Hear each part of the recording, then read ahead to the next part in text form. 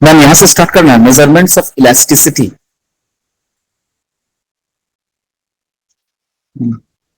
ठीक है।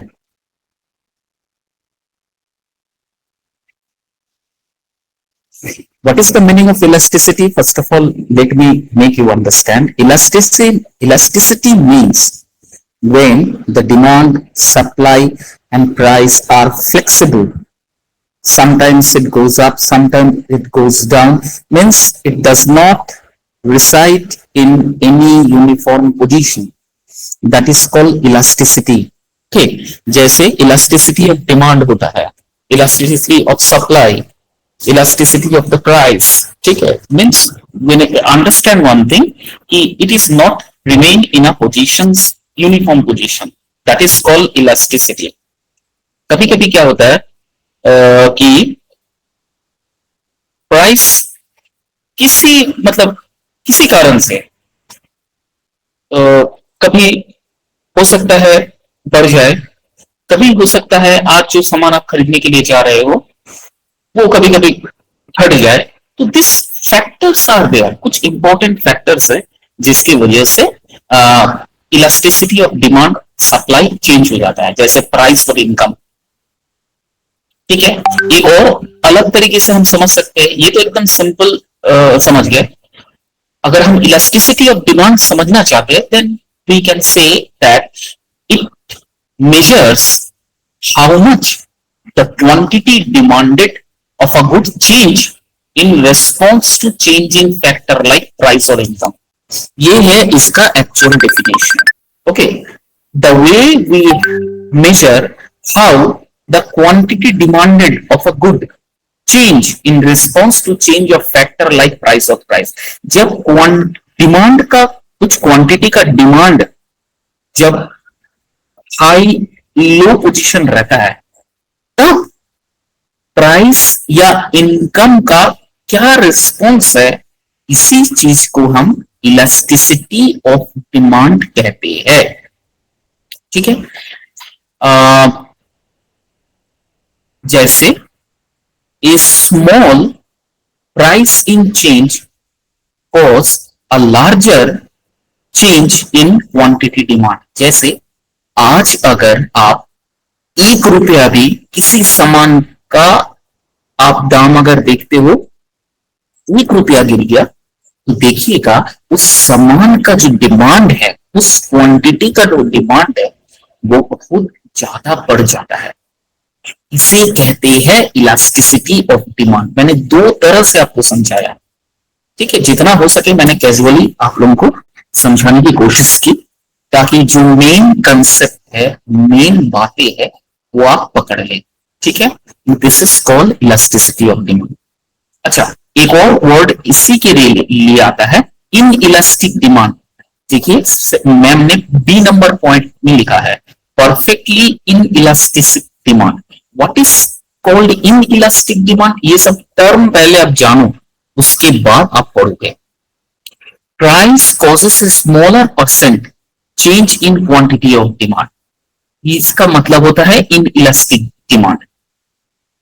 जैसे कुछ प्राइस बढ़ गया या घट गया लेकिन क्वांटिटी ऑफ डिमांड में इतना फर्क नहीं पड़ा, this is called inelastic demand. Elastic demand उस डिमांड को कहते हैं जहां प्राइस 1 रुपया 2 रुपया अगर बढ़ जाता है, क्वांटिटी का डिमांड ह्यूज बढ़ जाता है। और इन इलास्टिक डिमांड किसे कहते हैं? इन इलास्टिक डिमांड उस चीज को कहते हैं जहां smaller percentage of price change in smaller quantity demand. अगर आज सोना 100 रुपया गिर जाता है तो आपको क्या लगता है कस्टमर बहुत ज्यादा डिमांड हो जाएगा सोना खरीदने के लिए? बिल्कुल नहीं। इस चेंज को इन इलास्टिक डिमांड कहते हैं। वही अगर आप घर का कुछ सामान 5-10 रुपया अगर घट जाता है तो आप देखिएगा there is a huge change in demands, that is called inelastic demand, that is called elastic demand. ठीक है, समझ में आया यहां तक? Yes sir. हाँ, दोनों चीज समझ में आया। अगर 10% प्राइस, किसी एक और तरीके से समझाता हूं, समझ लीजिए। सबसे पहले कंसेप्ट क्लियर होना बहुत जरूरी है। अगर 10% दाम किसी चीज पे बढ़ लगाया जाता है, किसी सामान पे अगर 10% प्राइस बढ़ जाता है, उस सामान का डिमांड जो है 15 से 20% घट जाता है। इस चीज की ये जो 15-20% घटना मतलब बहुत बड़ा घटना हो जाता है, बहुत बड़ा इंसिडेंट हो जाता है। इसी चीज को इलास्टिक कहते हैं। और फर्ज करो 10% प्राइस किसी भी सामान पे घट गया है, लेकिन डिमांड उतना बड़ा नहीं, हो सकता है डिमांड भी 5% घट गया। इस चीज को इन इलास्टिक डिमांड के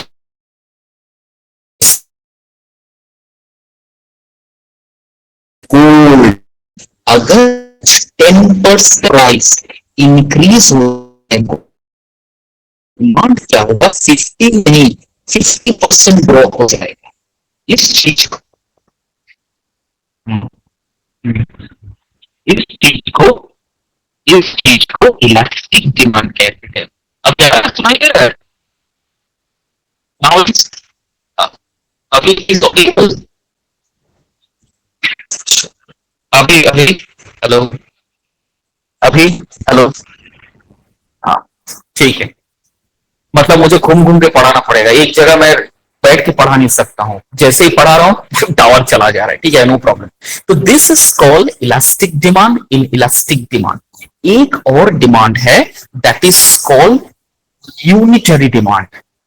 there is another demand that is called unitary demand. जैसे 10% अगर प्राइस इंक्रीज होता है तो लगभग सिमिलर 10% डिमांड गिर जाता है। अगर 20% प्राइस घटता है तो 20% डिमांड घट जाता है।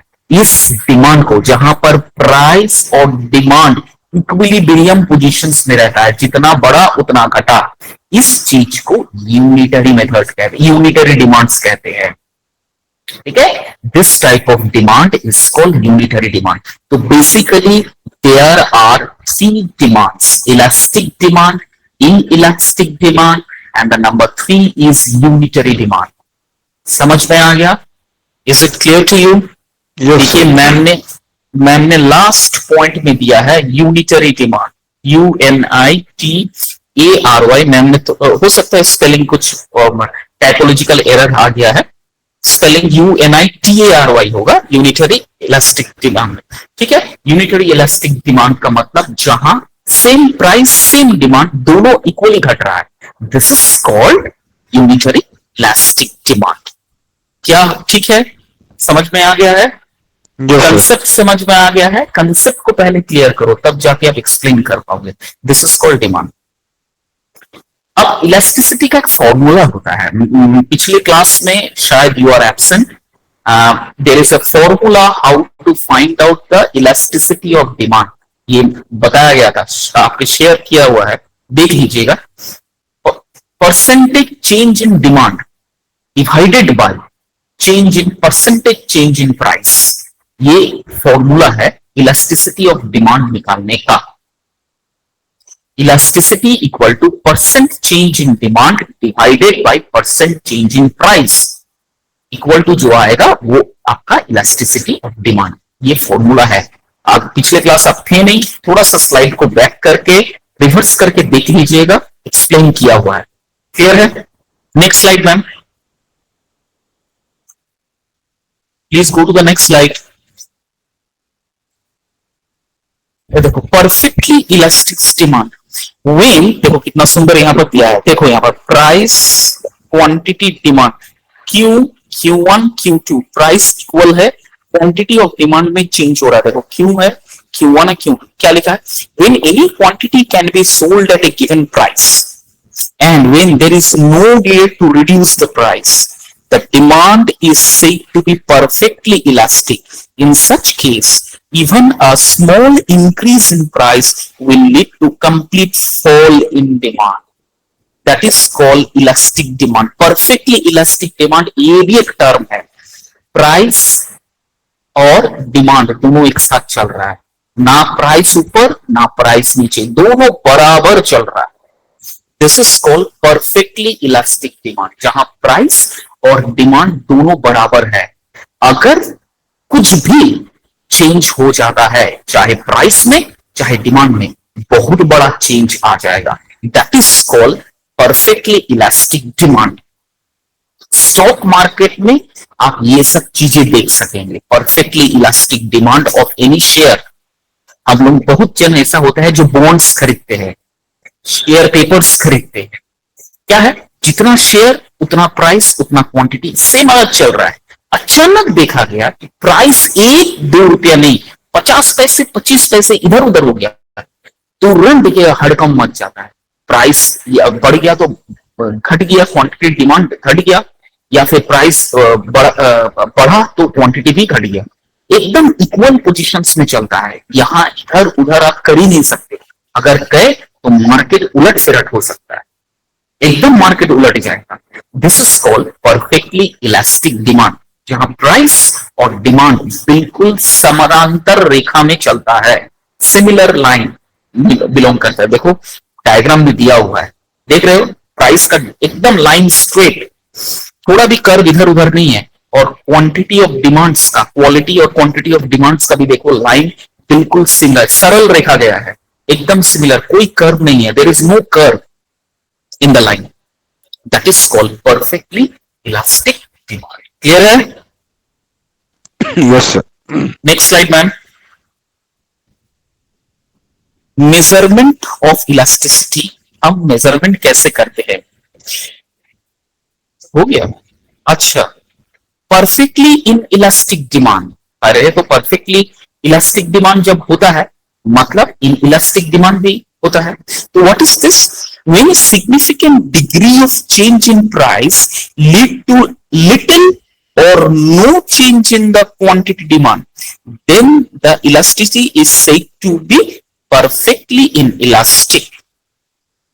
ठीक है, perfectly inelastic।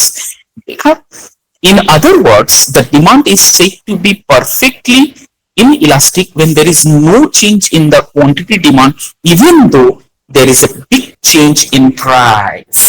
That is called inelastic demand, जहां पर डिमांड बढ़ा हुआ है, प्राइस दाम हेर फेर हो रहा है, लेकिन फिर भी डिमांड वहीं का वहीं है, डिमांड में कोई घाटा नहीं हुआ है, जिस चीज को हम कहते हैं इन इलास्टिक डिमांड। ये इसका मैं आपको बेस्ट एग्जांपल दे सकता हूं, Amul milk products. Amul package जो कि 27 रुपीज या उससे कम में स्टार्ट हुआ था, आज 31 रुपीज हाफ किलो मिल रहा है। There is a increase in the price of product, but the demand is similar, but the demand is absolutely similar. Demand में कोई कमती नहीं हुआ, कस्टमर छोड़ के दूसरे कंपनीज में गया ही नहीं, दूसरे प्रोडक्ट खरीद नहीं रहा है, बढ़ाया जाने दो। आज से 2023 से लेके 2025 तक, इन 2 सालों में अमूल कंपनीज ने अपना प्राइस को बहुत बार फ्लक्चुएट किया है, बढ़ाया है सर। वो सिर्फ एक प्रोडक्ट नहीं, हर एक प्रोडक्ट में बढ़ाया है, हर एक प्रोडक्ट में, लेकिन उनका डिमांड्स जो है बिल्कुल भी नहीं घटा है, बिल्कुल सिमिलर है। इस तरह का डिमांड्स को हम इन इलास्टिक डिमांड कहते हैं, जहां प्राइस का हेरफेर होने से भी डिमांड में कोई फर्क नहीं पड़ता है, there is no change in the demand. This type of demand is called inelastic demand. देखिए यहां पर देखो, प्राइस P1 P2 प्राइस बढ़ रहा है, लेकिन क्वांटिटी देखो सिमिलर है, Q1 Q2 कुछ नहीं है, क्वांटिटी बिल्कुल सिमिलर है, क्वांटिटी ऑफ डिमांड एकदम सरल लिखा सिमिलर है, 1 2 3 ऐसा मार्किंग किया हुआ नहीं है। इसी चीज को इन इलास्टिक डिमांड कहते हैं, जहां प्राइस बढ़ता है लेकिन डिमांड वहीं का वहीं रहेगा, एक फ्रैक्शन ऑफ एक भी इधर उधर नहीं होता है। That is called inelastic demands. Clear है? Yes sir. Next slide. ये सब चीजें ना पढ़िएगा, बहुत क्लोज रिलेटेड है ना, तो रिविजन अगर आप नहीं करोगे ना तो आपको भूलने की चांसेस ज्यादा रहेगा। भूलने की, इसलिए एग्जाम्पल्स को पकड़िए. Only through the examples you can recapitulate what I taught you in the online class. Okay, so it's better to grip the examples that I am going to that I have given to you. Okay. Now, measurement of elasticity. The elasticity is measured in, क्या हुआ? अच्छा, there is another important, क्या हुआ ma'am, बार बार ये हो जा रहा है? There is another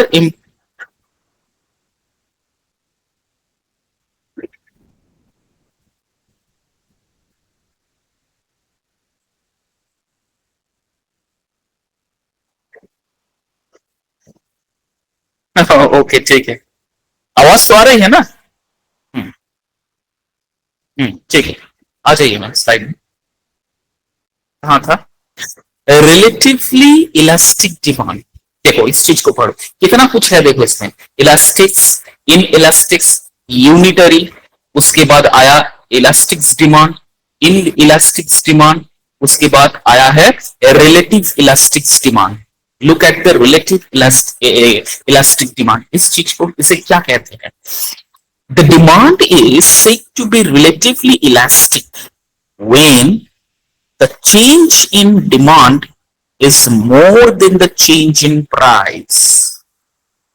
डिमांड जब हाई रहता है बावजूद प्राइस के, तब आ जाता है रिलेटिवली इलास्टिक डिमांड. देखो आपका इस डायग्राम को समझिए, क्वांटिटी डिमांड और इधर है प्राइस. देखिए P2 से P1 जा रहा है, P1 से P2 आ रहा है, और इधर Q1 से Q2 जा रहा है. मतलब क्या है? प्राइस आपका बढ़ रहा है. ठीक है, प्राइस आपका देखो P1 P2, प्राइस आपका बढ़ रहा है, लेकिन क्वांटिटी ऑफ डिमांड्स जो है वो भी साइमल्टेनियसली बढ़ रहा है. ठीक है, या फिर देखिए प्राइस घट रहा है, लेकिन simultaneously demand is also been rising up. This change is called relatively elastic demand. तो relatively elastic demand is that demand when the change in demand is more than the change in price. Change in demand जब ज्यादा रहेगा according to change in price, that situation is called relative elastic demand. उस situations में आपको relative elastic demand देखने को मिलेगा, जहां क्वांटिटी या फिर प्राइस का जो चेंज है वो मेजर या माइनर चेंज रहेगा, लेकिन डिमांड आपका फ्लक्चुएट होते रहेगा. This is called relatively elastic demand. ठीक है, जहां पर डिमांड बहुत ज्यादा रहेगा in compare to price. Demand बहुत ज्यादा रहेगा in compare to price. This is called relatively elastic demand. ठीक है, देखिए प्राइस में कोई हर फर्क नहीं हो रहा, फर्क नहीं पड़ रहा. P1 P2 थोड़ा सा चेंजेस हो रहा है, P2 तक पहुंचा भी नहीं, लाइन देखिए, मतलब थोड़ा सा हेर फेर हो रहा है, लेकिन क्वांटिटी में देखिए डिमांड में कितना बढ़ रहा है. मतलब प्राइस के अकॉर्डिंग आपका डिमांड बड़ा हो जा रहा है, Q1 से लेके Q2 तक पहुंच रहा है. ठीक है, इस चीज को हम रिलेटिव इलास्टिक डिमांड्स कहते हैं. कर्व लाइन देख रहे हो, ये ग्राफ पे बनाया गया है. Look at the curve line, look at the curve line. ठीक है, look at the curve, you can understand. ये जो पोजीशन है दोनों कट जगह पर मीट हो रहा है. ऑनलाइन अगर तो दिखाता, ये जो आपका P1 P2 का ये जो मेन एक जगह पॉइंट पे और Q1 Q2 का एक जगह पॉइंट पे, ये जो मैच हो रहा है, यहीं पर आपका रिलेटिव इलास्टिक डिमांड बढ़ रहा है. ठीक है, जहां प्राइस और क्वांटिटी दोनों में इधर उधर हो रहा है, जहां प्राइस नॉमिनल चेंजेस हो रहा है लेकिन क्वांटिटी में बहुत ज्यादा बढ़ रहा है. इसी चीज को कहते हैं रिलेटिव इलास्टिक डिमांड. क्लियर है? Yes sir. Ma'am next slide. और है relatively inelastic demand. Automatically elastic demand जब रहेगा तो इन इलास्टिक डिमांड रहेगा। तो हमने रिलेटिव इलास्टिक डिमांड में क्या पढ़ा था, प्राइस का इधर हेर फेर, मतलब क्वांटिटी में बहुत ज्यादा, क्वांटिटी ऑफ डिमांड में सबसे ज्यादा चेंज हो रहा है, that is called relative elastic demand. लेकिन रिलेटिव इन इलास्टिक डिमांड क्या होगा, इसका ऑपोजिट हो जाएगा। देखिए क्या हो रहा है, यहां पर प्राइस भी बहुत ज्यादा फैक्टर हो रहा है in compare to quantity demand. Quantity nominal change हो रहा है लेकिन प्राइस बहुत ज्यादा बढ़ जा रहा है। ठीक है, देखो वहीं पर लिखा है, the demand is said to be relatively inelastic when the demand is less then the change in price। जब डिमांड लेस हो रहा है प्राइस में चेंज हो रहा है, इन सिचुएशंस में हम कहते हैं रिलेटिव इन इलास्टिक डिमांड। पहले में क्या था, प्राइस नॉमिनल चेंज हो रहा है लेकिन क्वांटिटी डिमांड में बहुत ज्यादा चेंज हो रहा है, उसे कहते हैं relative elastic demand. Relative in elastic demand जहां पर क्वांटिटी डिमांड नॉमिनल चेंज हो रहा है लेकिन प्राइस बहुत ज्यादा चेंज हो रहा है, प्राइस बहुत हद से ज्यादा फ्लक्चुएट हो रहा है, इन सिचुएशंस को हम रिलेटिव इनइलास्टिक डिमांड्स कहते हैं। ठीक है, देखो प्राइस में लंबा रेखा खींच रहा है एकदम लंबा, लेकिन क्वांटिटी देखो छोटा हो गया, लकीर हो गया, और ये जो कट पॉइंट है दोनों का, वहां जो आपका कर्व लाइन दिख रहा है यही है आपका रिलेटिव इनइलास्टिक डिमांड। ये this curve line shows the relative inelastic demand, price ऊपर क्वांटिटी नीचे चला जा रहा है, this is called relative inelastic demand. Doubt रहेगा तो पूछ लेना, ठीक है, इस चीज को बार बार रिविजन्स कीजिए क्योंकि बहुत सारा सवाल क्वेश्चंस यहां से आता है। अगर आप ये डायग्राम बना के आइएगा ना, सपोज फर्स्ट करो the examiner during the time of examination ask you what is relatively inelastic demand, तो आपने सिर्फ डेफिनेशन अगर लिख लीजिएगा तो देन इट्स ओके, लेकिन साथ में ये अगर जो डायग्राम बना हुआ है, ये डायग्राम को अगर आप बना दीजिएगा परफेक्टली तो आपको नंबर मिलने का चांसेस ज्यादा रहेगा। ठीक है, this is very very important to draw the diagrams in economics. Economics paper में डायग्राम्स डेफिनेटली बनाइएगा, ठीक है, क्योंकि इकोनॉमिक्स पेपर रिलेटेड टू साइंस है, ह्यूमन साइंस है। ठीक है, तो जैसे बायोलॉजीज में हम डायग्राम वगैरह बनाते हैं, सेम सिमिलर इकोनॉमिक्स में भी डायग्राम्स वगैरह होता है। तो कोशिश कीजिएगा, ये तो उतना कॉम्प्लिकेटेड नहीं है, बस चीजों को और कंसेप्ट को याद रखना है। तो आप अगर ये सब डायग्राम सब अगर बना दीजिएगा तो it will going to create an impact on you. देखिए यहाँ पर Q1 से Q2 का जो डिस्टेंस है रिलेटिव इनइलास्टिक डिमांड, डायग्राम को थोड़ा फॉलो कीजिए। Q1 और Q2 के बीच का जो डिस्टेंस है वो बहुत कम है, और P1 और P2 जो प्राइस है, देखिए उसका जो डिस्टेंस है बहुत बड़ा है, गैप जो है बहुत बड़ा है, और Q1 Q2 का जो गैप छोटा है। पिछले वाला जो था रिलेटिवली इलास्टिक डिमांड, उसमें जो था P1 और P2 का गैप छोटा था, लेकिन Q1 Q2 का गैप बहुत बड़ा था। ठीक है, इस चीज को समझिए, यहाँ गैप छोटा हो रहा है, इसका मतलब है जब demand is less the change in price बढ़ जा रहा है, इसका मतलब डिमांड बहुत कम है। देखना है ना, Q1 के डिमांड बढ़ रहा है लेकिन क्वांटिटी मतलब प्राइस आपका आगे बढ़ जा रहा है, डिमांड कम है लेकिन फिर भी क्वांटिटी आपका बढ़ रहा है।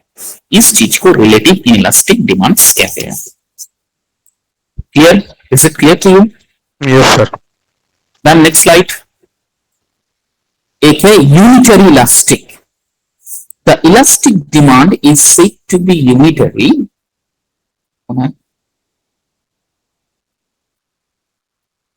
Unitary elastic demand is said to be unitary when the change in demand is equal to change in price। जैसे मैंने पहले बताया था, यूनिटरी इलास्टिक्स का मतलब होता है प्राइस और डिमांड दोनों सिमिलर होगा, इक्वल पोजीशंस में रहेगा। It means equilibrium positions, neither the price is higher nor the demand is higher, neither the price is lower nor the demand is lower, exactly in the same positions in a same line, that is called unitary। अब elastics किसे कहते हैं? The demand is said to be unitary when the change in demand is equal to change in price।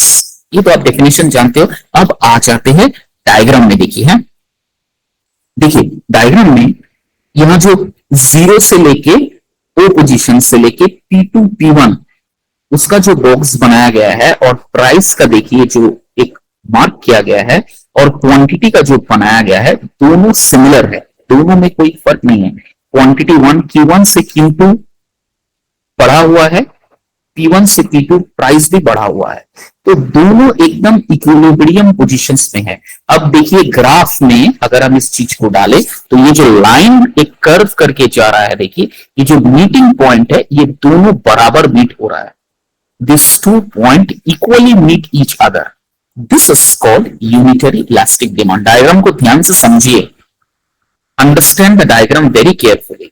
देखिए price और quantity में बिल्कुल बराबर है, तब ना जाके इक्वल पोजीशन बन रहा है, which is called unitary elastics, जहां price and quantity of demand बिल्कुल बराबर है। अब इस चीज को जब ग्राफ में दिखाया जा रहा है, ये जहां कट हुआ है दोनों बॉक्स का जो एज में तो लाइंस जो कट हुआ है देखो इक्वल है, these are equal.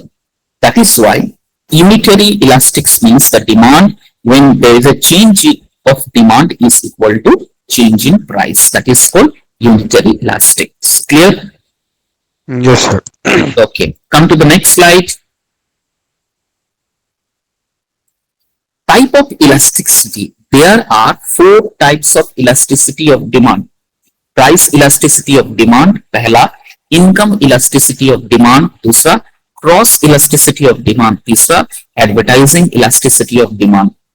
ये जो 4 पॉइंट्स यहाँ पर बताया गया है, each and every one have its own uniqueness. Price elasticity of demand, whenever there is a change in price fluctuations or change in demand, अब दोनों पॉइंट्स को जोड़ के बता रहे हैं, डिमांड और प्राइस दोनों को एक एक को लेके। Whenever there is a change in demand or change in price, there is a change in elasticity of demand. Income अगर चेंज हो रहा है तो हमारा डिमांड्स भी चेंज हो रहा है। इनकम अगर बढ़ रहा है, अब देखिएगा ये चीज हमारे घर में, देखिए अगर हमारे घर का इनकम बढ़ रहा है तो देखिएगा डिमांड भी बढ़ता है sir. Day by day demands has also been rising, and sometimes when the income is getting lower, not according to the mark, not according to the current inflation rate, then what's happened? Automatically demand is get lower. ठीक है, हम लोग cut करने लगते हैं। We used to cut short our expenses. Okay, isn't it? We cut short our expenses. Why we do this? Because of this demand, elasticity of demand. Then cross elasticity of demand. Cross elasticity of demand का मतलब होता है एक दूसरे से connections होके, एक दूसरे से कनेक्शन होगी। क्रॉस इलास्टिसिटी ऑफ डिमांड का मतलब होता है जैसे sometimes the price is increasing, so as well the demand is getting lower, sometimes the demand is getting lower, the price is getting higher. This situation is called cross elasticity of demand. जैसे for example मैं आपको समझाता हूं, अगर चावल 60 रुपया kilo हुआ तो हम 25 किलो की जगह 20 किलो लेके आते हैं। वहीं दूसरे महीने में जब मैंने देखा फिर चावल 50 रुपया किलो में आ गया तो दोबारा हम फिर 26 किलो का बोरा खरीद के लाते हैं। ठीक है, एम आई क्लियर? तो ये जो क्रॉस पोजीशंस है, ये जो दोनों क्रॉस बन रहा है, this is called cross elasticity of demand. जैसा according to the situations, according to the merit हम अपना प्राइस का डिसीजंस ले रहे हैं, हम अपना डिमांड की हम अपना डिमांड की डिसाइड कर रहे हैं, हम अपना डिमांड को डिसाइड कर रहे हैं। This is called cross elasticity of demand. And the last but not the least is advertising elasticity of demand. Sometimes कुछ प्रोडक्ट्स ऐसे होते हैं जो कि एडवर्टाइजमेंट के बेसिस पर उसका डिमांड बढ़ जाता है। आप देखे होंगे जब मार्केट में लक्स साबुन आया था and Bollywood maximum actresses advertise this particular product. Actually lux किसका है? प्रॉक्टर एंड गैम्बल का, हिंदुस्तान यूनिलीवर का प्रोडक्ट है। तो हिंदुस्तान यूनिलीवर का ये जो लक्स साबुन प्रोडक्ट है, इन्होंने बहुत सारा पैसा खर्चा किया अपना साबुन को प्रमोट करने के लिए। They spend crores and crores of rupees for advertising, और इसका फायदा हुआ 2002, 5, 7 तक या 10 तक लक्स साबुन का क्रेज मार्केट में जबरदस्त था। मतलब यूनानिमसली वो रूल कर रहा था मार्केट में, कोई इसका टक्कर में नहीं था। धीरे धीरे मार्केट डाउन हो गया। आज शायद ही कोई ऐसा बॉलीवुड एक्टर है, एक्ट्रेस है, जो इस हिंदुस्तान यूनिलीवर का इस प्रोडक्ट को लॉन्च करते हैं, प्रमोट करते हैं, एडवर्टाइज करते हैं।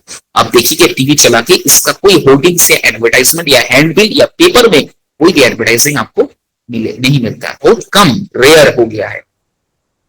क्यों?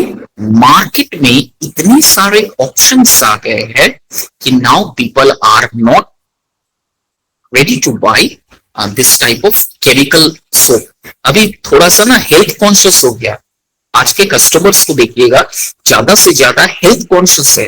दे are not afraid of wasting the money, they are not afraid of spending the money, but they are afraid of their health. आजकल ना क्या साबुन यूज कर रहे हो ना, वो दो साबुन, आयुर्वेदिक साबुन, आजकल एक और मार्केट में ट्रेंड आ रहा है, ये साबुन मतलब फ्रूट्स वाला साबुन, फ्रूट्स जो फलों से मिलता है, इस तरह का साबुन का बाजार में बहुत क्रेज है। आप चाहिएगा, देखिए इस साबुन का बहुत ज्यादा क्रेज है।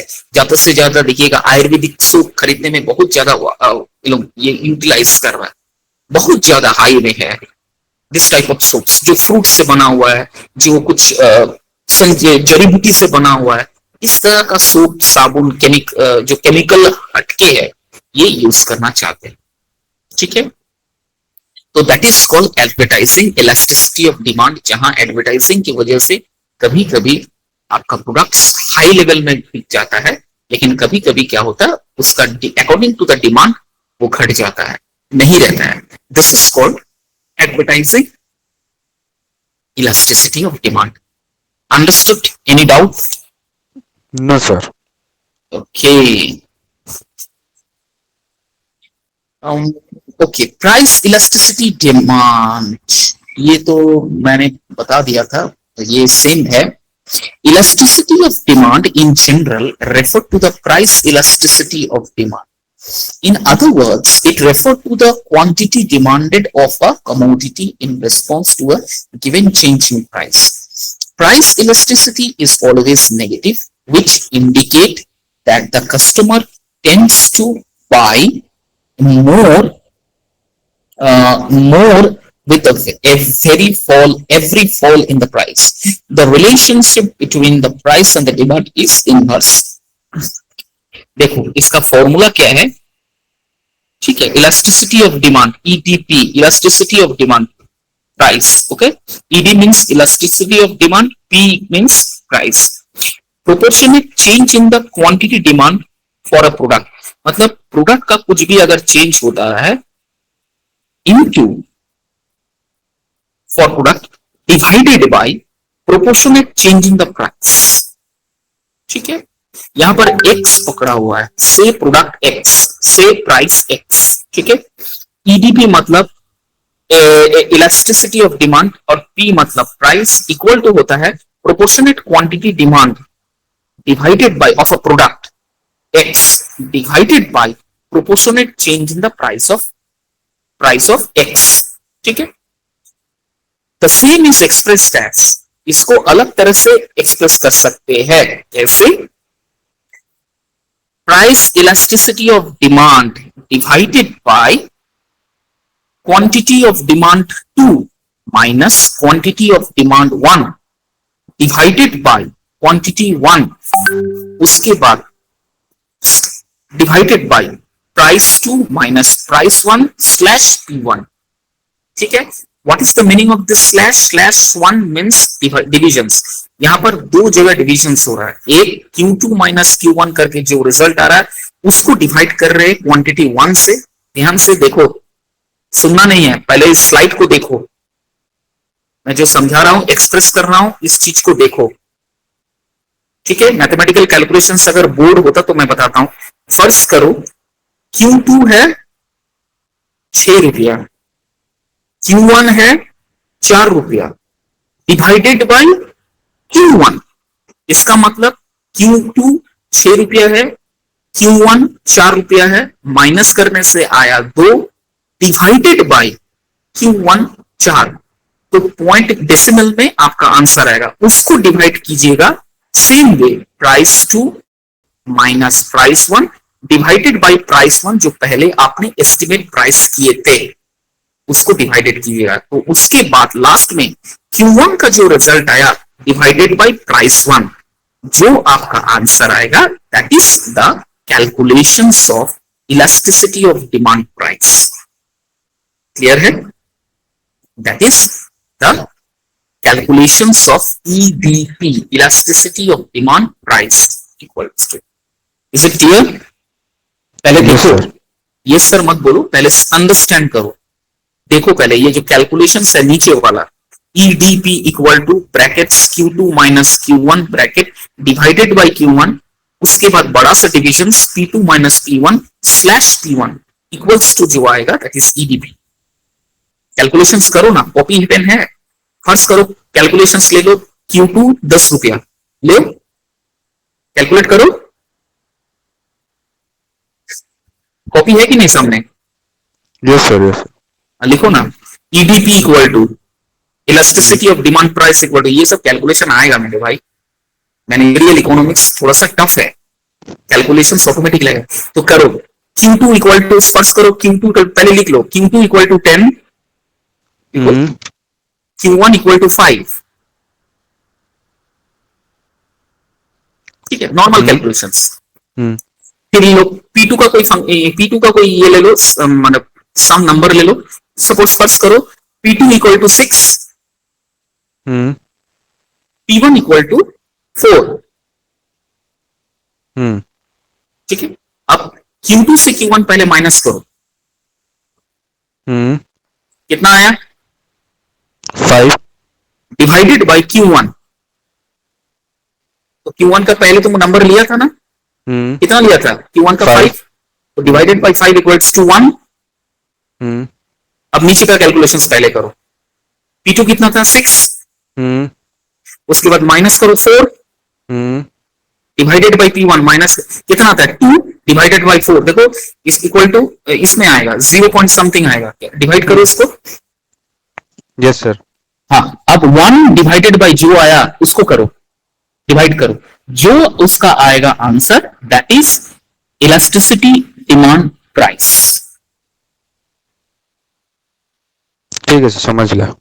ठीक है, इस तरह से कैलकुलेशंस किया जाता है of elasticity of demand price का। कोई डाउट नहीं है ना? नहीं सर। चलिए नेक्स्ट स्लाइड।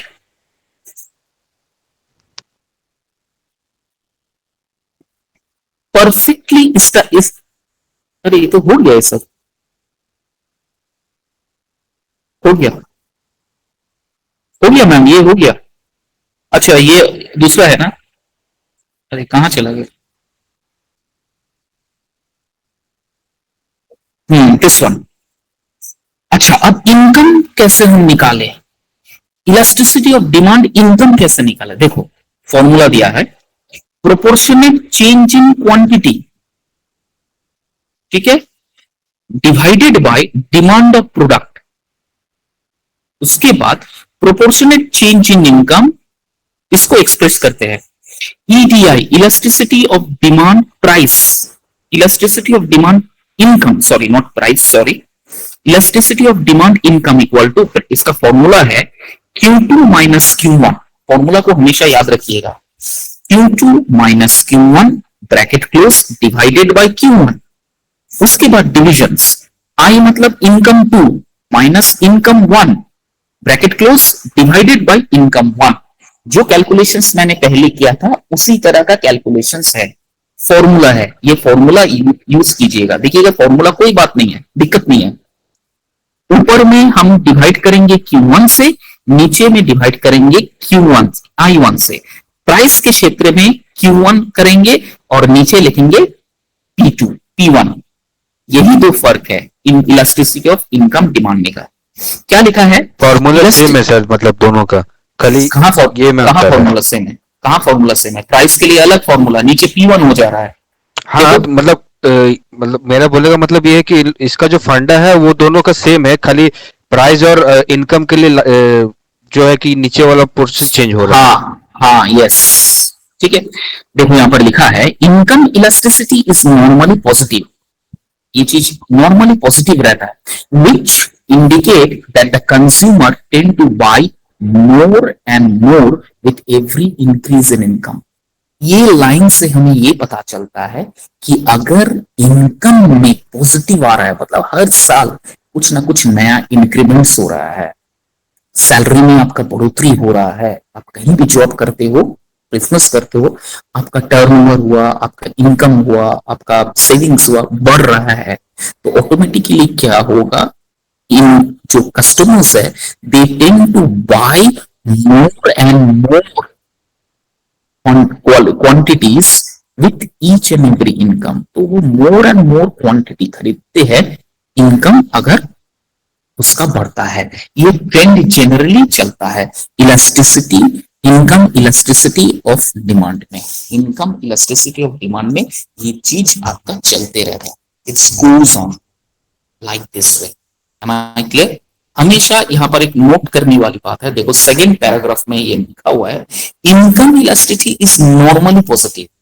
इनकम जो इलास्टिसिटी रहता है नॉर्मली पॉजिटिव रहता है। क्यों? हम कोई भी संस्थान में अगर काम करते हैं तो हर साल कुछ ना कुछ हमारा इंक्रीमेंट्स डेफिनेटली करता है।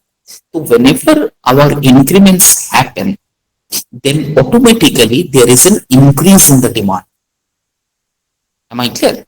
तो जब इंक्रीज इन द डिमांड में होगा तो ऑटोमेटिकली द क्वांटिटी क्या होगा, क्वांटिटी भी बाजार में बढ़ जाएगा, है ना। तो इसका यही फॉर्मूला है, proportionate change in income expressed as elasticity demand income equals to Q2 minus Q1, Q2 minus Q1 divided by Q1 नहीं Q1 नहीं, हाँ ये divided by Q1, it's also divided by I2 minus I1 divided by I2. So these are the things you need to understand. Okay, this is called income elasticity of demand. Let me check some new formulas. देखो यहां पर कुछ Q1 equals to original quantity demand, Q2 equals to new quantity demand, Y1 original income, Y2 new income। ये सब जो है ये सब आप लिख लीजिए, it's better to write it down. देखो ओरिजिनल इनकम अगर 20,000 है, नए इनकम आपका 25,000 हो रहा, ओरिजिनल क्वांटिटी 100 यूनिट बढ़ रहा है तो नए क्वांटिटी में 120 यूनिट बढ़ रहा है।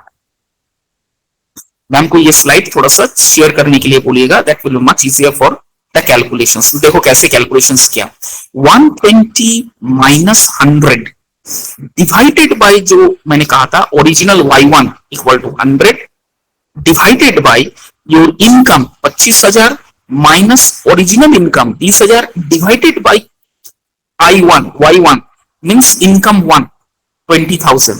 तो देखो elasticity of income equals to 0.8, it means it reside in positive only। देखो कैलकुलेशंस बहुत सुंदर तरीके से दिया गया है और बताया गया है Q1 का मतलब क्या है, Q2 का मतलब क्या है।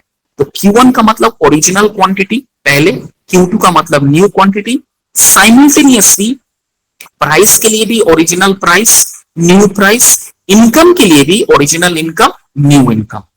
ठीक है, Q1 Q2 का मतलब ये होता है, उसी तरह से P1 P2 का मतलब ये होता है और I1 I2 का मतलब भी ये होता है। 1 मतलब जब भी रहेगा क्वांटिटी 1 का मतलब ओरिजिनल प्राइस, क्वांटिटी 2 का मतलब Q2 का मतलब न्यू डिमांड्स। प्राइस के लिए में P1 का मतलब ओरिजिनल प्राइस, P2 का मतलब न्यू प्राइस।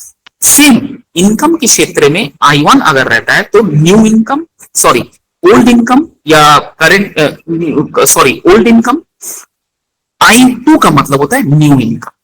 ठीक है, इस तरह से कैलकुलेशन बहुत इजी है, वेरी इजी कैलकुलेशंस। तो 0.20 divided by 0.25 equal to 0.8, it comes in a positive E1, मतलब आपका E1 इक्वल टू पॉजिटिव आ रहा है 0.8।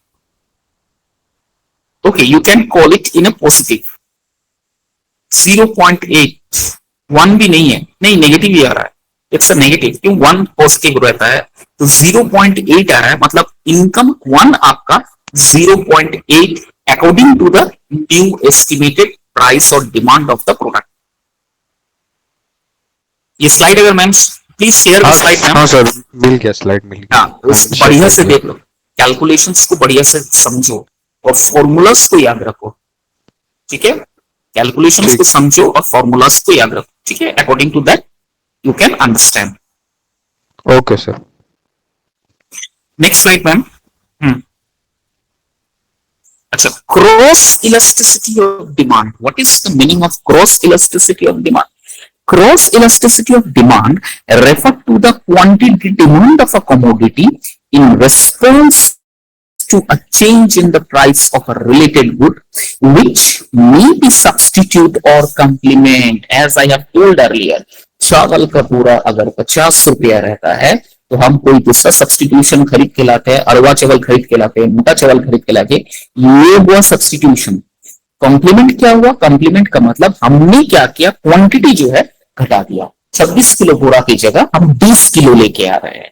This is called cross elasticity of demand. वो जो एग्जांपल मैंने दिया था वो याद रखिएगा। फॉर्मूला क्या है क्रॉस इलास्टिसिटी ऑफ डिमांड का? ईडीसी, ई का मतलब इलास्टिसिटी, डी का मतलब डिमांड और सी का मतलब cross, equals to, formula same है, देखो, Q2 minus Q1 divided by Q1 divided by P2y minus P1y divided by P1y।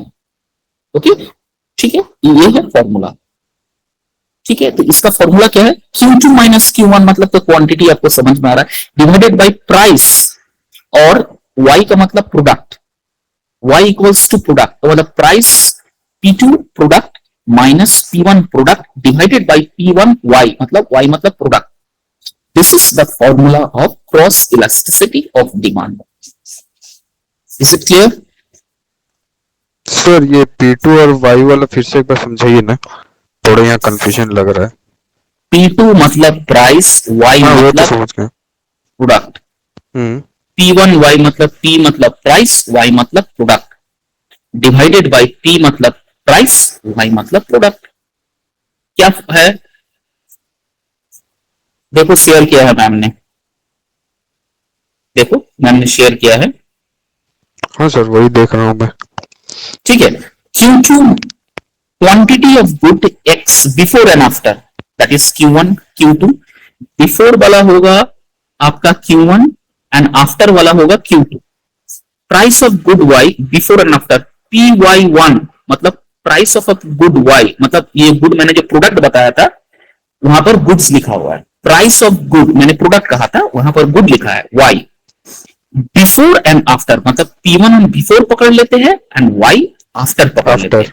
अब इसका कैलकुलेशंस देखो, price of a coffee good Y 50, value 50, quantity demanded of tea 100, 120 unit X। Now अब elasticity of demand of sorry cross, इसका formula क्या हुआ?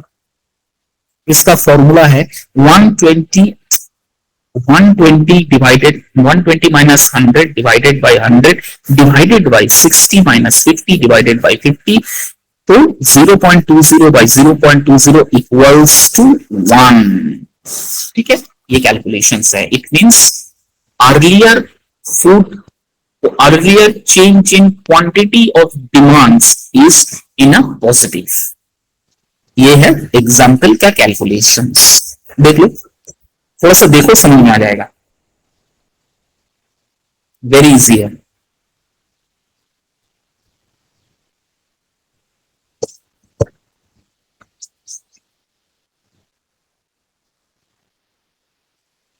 Clear? Yes sir. कोई doubt तो नहीं है? नहीं अब नहीं है सर। ठीक है ma'am, please go to the next slide. Advertising elasticity.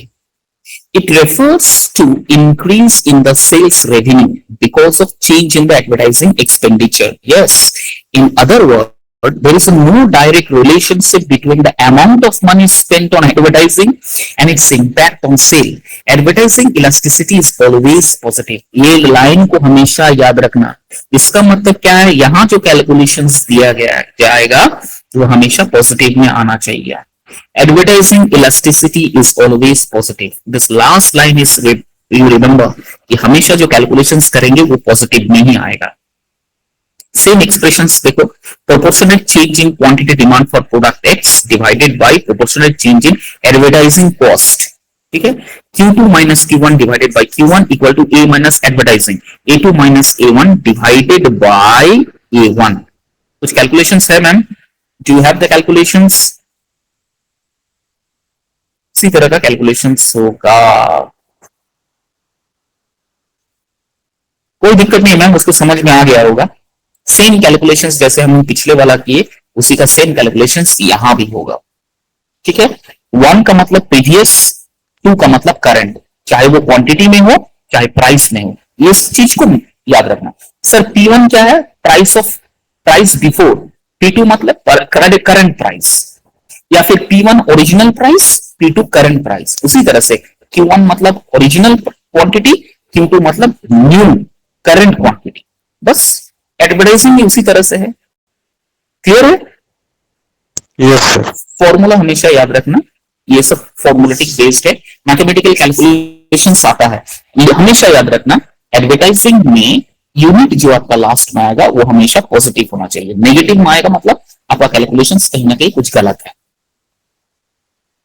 अगर माइनस में आता है मतलब नेगेटिव में चला गया, it means that some mistakes is there. वो हमेशा पॉजिटिव में रहेगा. देखो यहां पर मैम ने कैलकुलेशंस भेजा है. There is one calculation she has sent to us.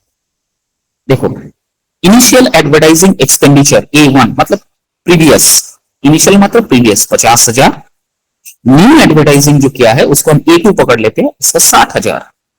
Initial cell जो है मतलब Q1 वो है 10,000 यूनिट, और न्यू सेल्स जो है जिसे हम Q2 डिनोट कर रहे हैं 11,500. अब इस चीज को हम कैलकुलेशंस करते हैं.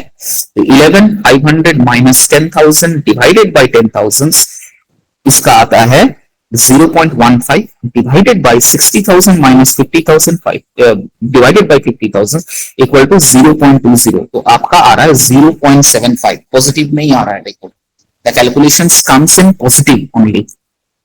ठीक है, so this is called the calculations of advertising expenditure. देखो यहाँ पर टर्म दिया हुआ है, Q1 Q2 मतलब quantity demand before and after advertising change. A1 A2 advertising expenditure before and after change. ठीक है? Yes sir.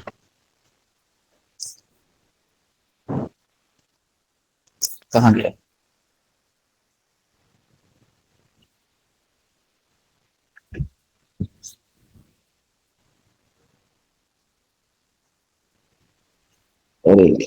हेलो, ब्लॉक हो गया क्या मैम?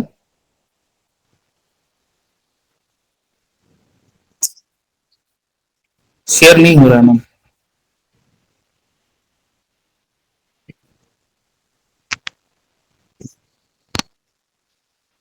हाँ, एडवर्टाइजिंग ठीक है मैम. एडवर्टाइजिंग इलास्टिसिटी हो गया है. नेक्स्ट स्लाइड क्या है दिखाइए.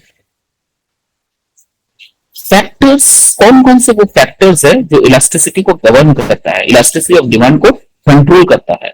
Nature of the product, product का नेचर, क्वालिटी, टाइम फ्रेम, वो बहुत बड़ा इंपॉर्टेंट पार्ट है. टाइम फ्रेम, कितने टाइम के अंदर में ये प्रोडक्ट का एक्सपायरी, मतलब आपका manufacturing date, expiring date, time frame.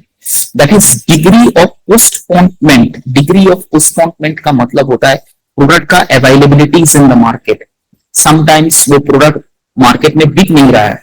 आप देखे होंगे, दुकान के पास जाते होंगे तो दुकान का जो सेल्समैन होता है, सामान का जो सेल्समैन होता है, वो कभी कभी आते हैं दुकान में, सर हमारा सामान बिका पेमेंट के लिए, और देखिए आपका माल वहीं पड़ा हुआ है, कोई ले नहीं रहा, आप उठा के लेके चल गए. इसका मतलब क्या? That is called the degree of postponement. अब उसका माल नहीं चल रहा है तो क्या करते हैं सेल्समैन, वो सारा जितने प्रोडक्ट है उठा के लेके कंपनी में फेंक देते हैं. नंबर ऑफ ऑल्टरनेटिव यूजेस, ये भी एक फैक्टर होता है इलास्टिसिटी ऑफ डिमांड के. और कौन कौन से तरीका और कौन कौन से रास्ता और कौन कौन से ऑल्टरनेटिव हम यूज करके इस नेचर ऑफ द प्रोडक्ट या इलास्टिसिटी ऑफ डिमांड को कंट्रोल करते हैं. Taste and preference of the customer सबसे इंपॉर्टेंट पार्ट है, क्या कस्टमर टेस्ट करता है, उनका प्रेफरेंस कैसा है। This is availability of close substitute, market में जो सामान हम खरीद रहे हैं उसका क्लोज सब्सटीट्यूट कौन कौन से है, ये भी फैक्टर्स को डिमांड करते हैं, इसका भी डिमांड इलास्टिसिटी ऑफ डिमांड को डिटरमाइन करते हैं। उसके बाद इन केस ऑफ कॉम्प्लीमेंट्री और joint goods, complementary sometimes this is also on type of a customers, कभी कभी हम मुझे चावल का बोरा का एग्जांपल दिए ना, कभी कभी हम कॉम्प्लीमेंट्री हिसाब पे लेते हैं, कभी कभी कम लेते हैं, कभी कभी ज्यादा लेते हैं, या कभी कभी उसके फलस्वरूप कुछ दूसरा प्रोडक्ट हम ले लेते हैं, रिलेटेड प्रोडक्ट्स ले लेते हैं। तो ये भी ना एक डिमांड इलास्टिसिटी ऑफ डिमांड को गवर्न करता है। Level of price, one of the most important thing, price का लेवल क्या है, हाई है कि लो है। अवेलेबिलिटी ऑफ सब्सिडीज, मतलब कितना परसेंटेज डिस्काउंट है, इसके ऊपर भी डिमांड है आपका। एक्सपेक्टेशन ऑफ द प्राइसेस, जैसे हम लोग यूपीआई अकाउंट यूज करते हैं, एवरीवन हम लोग ऑनलाइन पेमेंट्स अकाउंट यूज करते हैं, तो हम लोग उस अकाउंट को देखते हैं जिसमें सब्सटीट्यूट हमें ज्यादा मिलता है, या फिर सब्सिडीज मिलता है, या फिर परसेंटेज पैसा में मिलता है। तो आजकल गूगल पे बहुत कम यूज करते हैं, बिकॉज कोई कैशबैक या रिवॉर्ड्स तो हमें देता नहीं है, nobody give us, they don't give us so much of cash in reward. अभी आजकल एक ट्रेंड चल रहा है ना ही UPI, they are giving a much good cashback as compared to Google Pay or Bhim UPI or any other cash online payments and all. That's why people are very much crazy about this product. तो क्या हुआ, ये जो Google Pay है, though it is very much secure, but still the customers preference to use Navi UPI. क्यों? उसका पहला transaction या 2-3 ट्रांजेक्शन के बाद आपको कंटिन्यूअस 2 रुपया, 5 रुपया, 13 रुपया आपको कंटिन्यू मिलते रहता है। ठीक है, तो these are called the availability of subsidies और प्रॉफिट। कस्टमर्स वही जाता है, वही चीज खोजता है जिसपे सब्सिडीज ज्यादा मिलता है या कैशबैक रिवॉर्ड्स कुछ ज्यादा मिलता है। Expectation of the prices, that is also elasticity of demand. Expected that price is going to high, expected the price is going to get low. These are also the factors of determining the price.